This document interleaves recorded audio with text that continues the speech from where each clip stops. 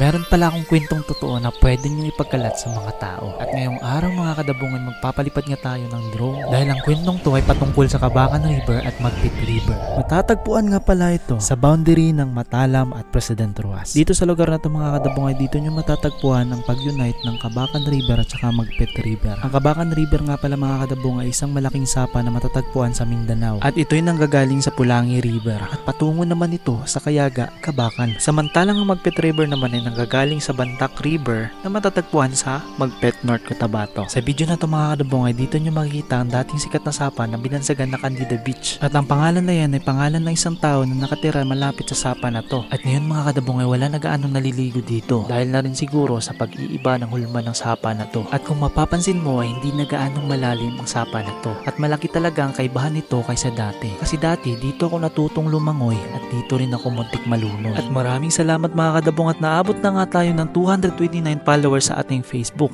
At hanggang dito na nga lang pala ako mga kadabong at maraming salamat talaga sa mga nanood.